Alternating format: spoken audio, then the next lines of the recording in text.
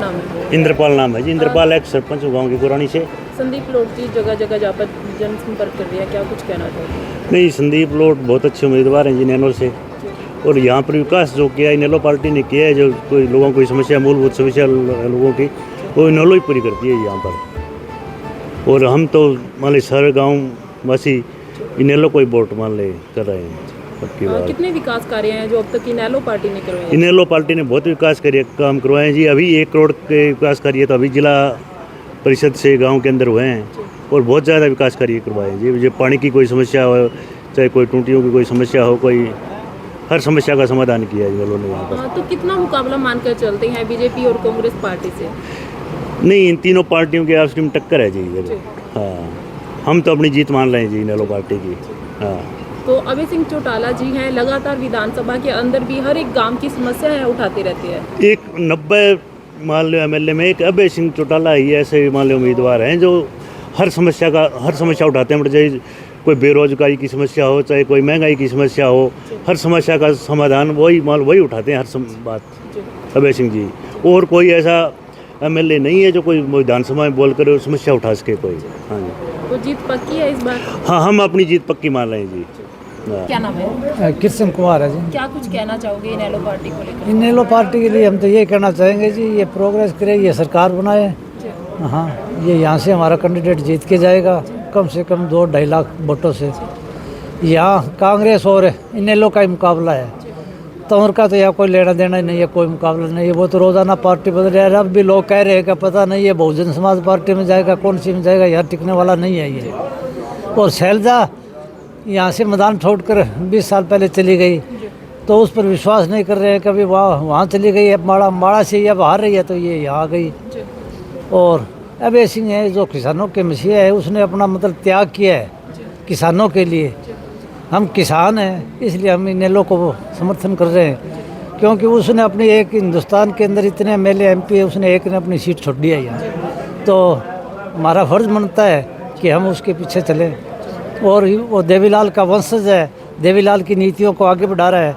इसी प्रकार चौधरी देवीलाल जी ने प्रधानमंत्री की कुर्सी छोड़ी थी, तो यहाँ से तो जी इनेलो बड़ी भारी बहुमत से जीतेगा।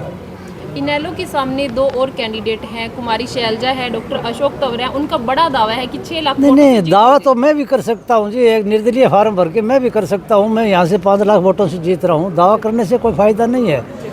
तंवर का तो कोई यहाँ महत्व ही नहीं है, वो तो फाइट में भी नहीं है। तंवर तो बार बार पार्टी बदल रहा है। लोग कह रहे हैं ये इस पार्टी में रहेगा या नहीं रहेगा, ये भी मालूम नहीं है। वो तो ठीक है, उसको किस हिसाब से पार्टी ने टिकट दी है, समझ से बाहर है।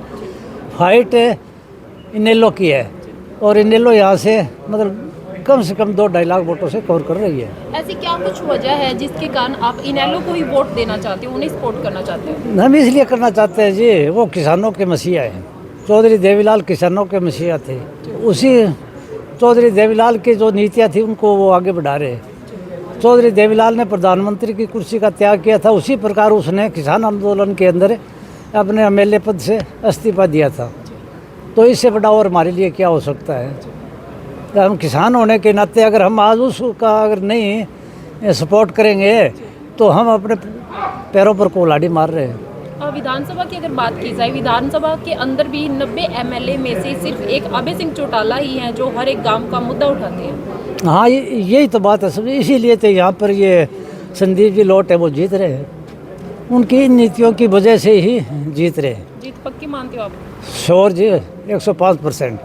मिला करके चल रहे इंडियन नेशनल लोकदल पार्टी के सभी सम्मानित पदाधिकारीगण और सम्मानित मंच, और यहाँ पर गांव गिगोरानी के मेरे सभी सम्मानित बुजुर्गों, मेरे नौजवान साथियों, मेरी जहाँ तक मेरी आवाज जा रही है, मेरी माताएं, मेरी बहनें और प्यारे बच्चों, मैं आप लोगों से एक यही निवेदन करने आया हूँ कि चौधरी ओम प्रकाश चौटाला जी ने और चौधरी अभय सिंह चौटाला जी ने मुझे आप लोगों के बीच में इंडियन नेशनल लोकदल पार्टी का प्रत्याशी बना करके आप लोगों की सेवा के लिए आप लोगों के बीच में भेजा है।